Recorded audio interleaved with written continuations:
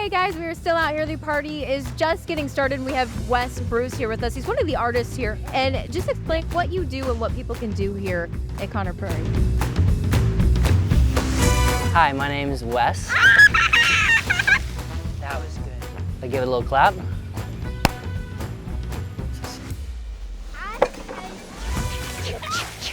Wes and I are out here to kind of launch Wellspring, which is going to be our installation in the museum center. One of the ideas that we are looking to try and do on the grounds at Conner Prairie is to build what we're calling the hut system, which will be thematic, small pieces of architecture that will live, at this point, temporarily on the land. And it's just kind of these live-in experiences around campus. There's going to be 4 little zones. So this is our first one. It's coinciding with the solar eclipse.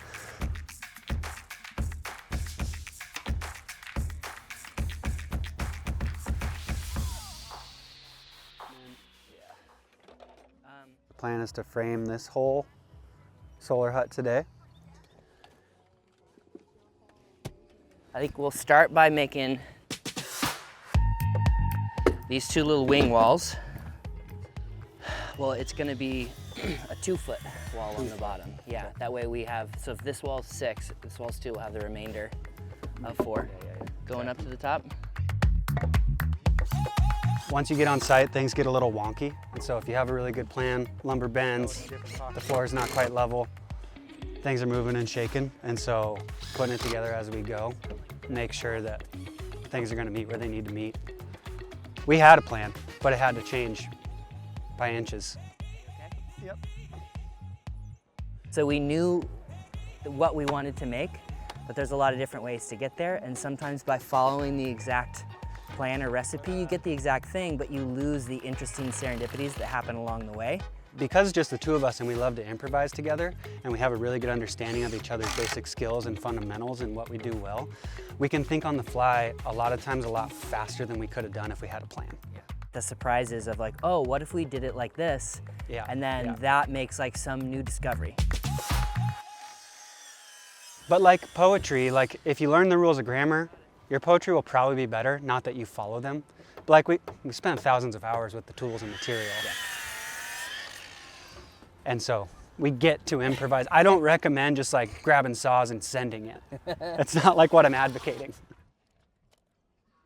We got some friends coming in, we got some other builders coming in, we got some campers coming in, and we're just kind of working with friends and neighbors to get these things built.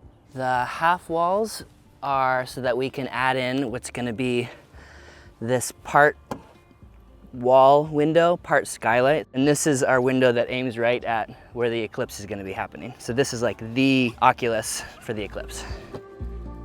We're coming over the top of you, everybody go under the tarp. We're gonna be hanging out with campers for about an hour every day for the following week. So we've got the construction happening. So they're gonna have a little hangout with myself and the rest of the Curious Life team. And we're gonna be looking at the act of making things. We're gonna talk about how like the nuts and bolts of building stuff ties to the emotions that you feel, to the ideas that you think. Stand up. Instead of just building a thing in the museum, that we thought it'd be more fun to build stuff and to hang out. It's coming in fast.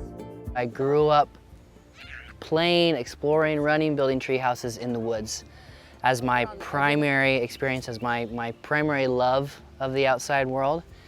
And a lot of the experiences that I have come to create as an adult are very referential of those childhood joys. Researching a place like Conner Prairie means getting to know the spirit or spirits of the place, getting to know the moods, getting to know what different people love about a place. And we're also building a full-size camera obscura, which is full room. So we're gonna have a little lens in the wall and it'll project what's happening outside. And we're just kind of playing with light and shadow. There are elements where we're leaning into STEM and STEAM and to pique curiosities for other things that they will grow into, but we're really interested in what the power of play can be in and of itself. It's kind of a riff on a greenhouse, so there'll be things to plant in there, poetry writing desks, big beanbag chairs where you can hang out.